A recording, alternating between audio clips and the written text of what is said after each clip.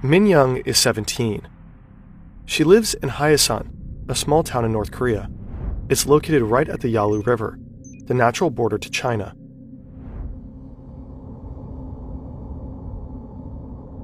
Across the ice, Min Young can see the other side.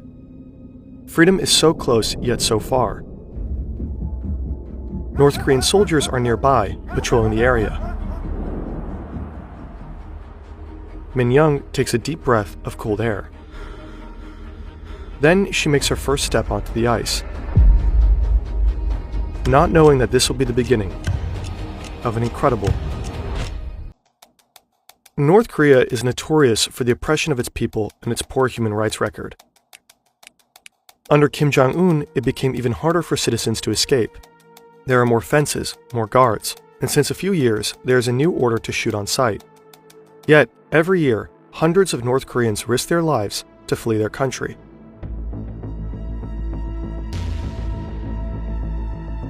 Weeks of grueling desert treks, months in detention camps, and years in hiding, all in the pursuit of freedom. Geographically, North Korea shares borders with Russia, China, and South Korea.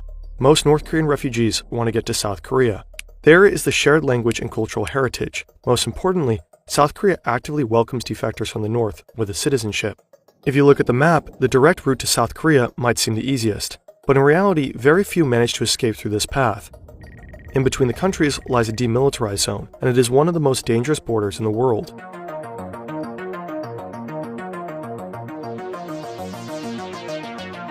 Oh Chang-sung is one of the ones who managed to get through. In 2017, he made a daring escape through the DMZ. Created after the Korean War, the DMZ is only demilitarized by name. It is heavily fortified with armed guards constantly observing each other. On a quiet Monday afternoon, the tense silence of the DMZ is suddenly disturbed. Someone is trying to escape. Driving a military jeep at high speed, Oh Chang-sung races towards the border. Surveillance footage by the South Korean military captures the intense pursuit. He abandons his car and continues on foot. North Korean soldiers fire multiple shots, hitting him several times. But Oh Chang-sung manages to cross the demarcation line. Collapsing behind a wall on the South Korean side, he endures for hours until South Korean soldiers rescue him. Escaping through the DMZ is extremely rare. Survival chances are near zero. Another rare, extremely dangerous escape route to the south is by sea. Somewhere along the southeast coast, a North Korean man enters the ocean. The man is in his mid-20s and equipped with fins and a diving suit. Swimming for over 6 hours and covering more than 3 kilometers, he reaches the South Korean shore near the town of Goseong. Despite being caught on surveillance cameras, South Korean forces only find him later, resting under a tree. He turns out to be a North Korean fisherman seeking asylum. The tides had worked in his favor. Presumably, the man had prior knowledge of the sea conditions. Without, he probably would have drowned. Defecting this way, too, is near impossible. Only a handful of people have succeeded through this route. Similarly, it is extremely rare that North Koreans defect to Russia. The border is heavily guarded, and the river is too deep to cross. The few people publicly known for defecting to Russia are privileged or high-ranking citizens who manage to cross with the help of their connections. The path for North Korean defectors is through China. The two countries are divided by 2 rivers, the Yalu and the Tumen. Some sections are shallow and waist-deep. In winter, these rivers offer a rare opportunity. The water freezes solid. For those desperate enough, crossing over the ice might seem deceptively simple. Crossing is just the beginning. The real danger lies on the Chinese side, where defectors face constant threats of capture and repatriation. Min Young grew up in a modest home overlooking the Yalu River. From her backyard, she can see the hazy outline of Chinese villages. Her family is relatively privileged. They don't starve. Her father, a traveling salesman, frequently crosses into China for business, while her mother works for the government. In her free time, the mother makes extra cash by trading smuggled goods from China. This is a common practice for North Koreans that live near the border. The poor economic conditions increasingly drive them to find additional income. Life changes dramatically when Min Young is 14. It's the year 1994. One day, she returns from school to find her father missing. He has been arrested on his way back from China, accused of bribery and corruption. The family suspects he was tortured during his interrogation. Months later, he dies in a hospital. Min Young, her mother, and her little brother are left alone, devastated. Disillusioned, Min Young begins questioning the contradictions she saw around her at an early age. The suffering during the famine, the lies in state propaganda, and the harsh realities of survival all build up to a pivotal point. At the age of 17, she makes the life-changing decision to leave North Korea. In under a minute, she crosses to the Chinese side, her heart pounding. Her plan is to visit relatives up north. She seeks a Chinese smuggler who lives by the river. He frequently trades goods with Min Young's mother, and she trusts him. He agrees to drive her into the sprawling city of Shenyang. For the first time, Min Young experiences a world vastly different from the one she had just left behind. Bright lights, bustling streets, and the abundance of food and goods leaves her overwhelmed. Weeks go by and she turns 18 years old. She wants to return to North Korea, back to her family, but then she gets a sudden phone call from her mother. Rumors of her disappearance have spread across town. People suspect she might have left the country. Coming back would be too dangerous now. Her family fears retaliation for letting Min Young escape. So Min Young's mother urges her to stay in China and live freely. Min Young remains in Shenyang. She begins working in a restaurant and learns Mandarin. She lives in constant fear of being caught and adopts several new names to evade detection. One day, two men enter the restaurant. They ask for her and flash their badges. It's the police. They take her away. It's over, she thinks. This is the end. At the station, they question her relentlessly and demand she complete a written Chinese test to prove her fluency. She does so, hands shaking, constantly at the verge of a panic attack. But she passes the test. It's a narrow escape. Had the officers doubted her, she would have been deported to North Korea without a doubt. Everything she risked, every moment of her struggle, would have been for nothing. Later, she learns that someone she trusted with her secret reported her to the authorities. In 2002, she takes the train to Shanghai. It marks the beginning of a new chapter in her life. In the megacity, she meets a broker who provides her with a new identity. She spends her entire savings on this ID. With it, she secures a job as an interpreter at a South Korean tech company. As she builds her life in Shanghai, she saves money and falls in love with a South Korean man. Together, they hatch a plan for her to seek asylum in Seoul, South Korea. After years of hardship, Min Young boards a flight to South Korea. She's so close to freedom. But immigration officers doubt her story. She spends weeks in detention. She is being interrogated over and over again. Then finally, she's granted permanent residency. She made it.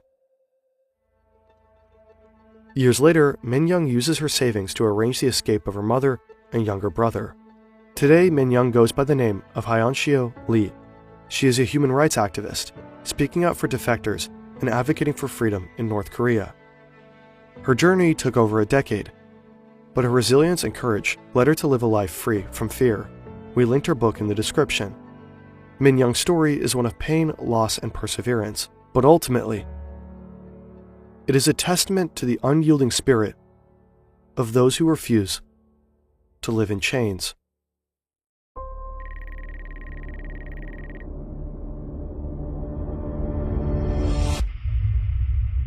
For most North Korean refugees, escaping through China is unavoidable, but the country usually only marks the first stop. The ultimate destinations are Vietnam, Thailand, or Mongolia. All offer sanctuary and a route to asylum in South Korea. And as terrible as it sounds, many journeys to get there are much more grueling than Hyunshio Lee's. Shiyun grew up near the Tumen River. While her story is fictional, we drew on various sources to paint a realistic picture. Her family is extremely poor. Shi-yoon works as a vendor at an unofficial street market. The money she makes is almost entirely spent on food for the family. She once believed her government's promises that the supreme leader would provide for the people. Not anymore. One day, a friend whispers about a Chinese broker who helps people cross the border for a small fee. He promises shelter, food, and even work. To Shi-yoon, it sounds like salvation. Maybe she could make enough money to provide for her family. She and her friend agree to meet him. After weeks of preparation, Shi-yoon and her friend find themselves waiting by the river on a fresh summer night. A shadowy figure emerges. It's the broker. The moon hides behind thick clouds, and the only light comes from the distant glow of Chinese towns across the river. They are ready to cross. The broker leads them through the cold water. Shi-yoon notices the absence of border guards. Usually there are at least 2 guards patrolling this part of the river. Her guess, the broker has bribed them.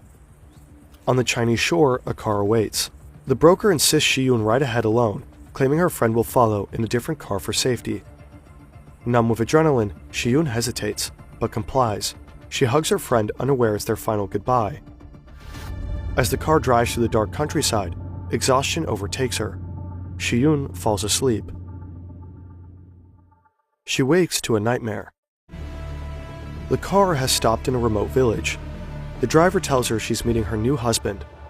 His words send chills down her spine. This has to be a joke, but no one seems to be joking. Shi-yoon was deceived. The broker has sold her to a middle-aged farmer. While transiting through China, many North Korean escapees fall into the hands of human traffickers. In the border regions, the traffickers prey on the vulnerable. Promising food and jobs, they target people living in the harshest conditions. Once across the border, hope turns to horror, especially for women. A 2019 South Korean report estimates that 60% of North Korean women in China fall victim to trafficking, many forced into sex trade.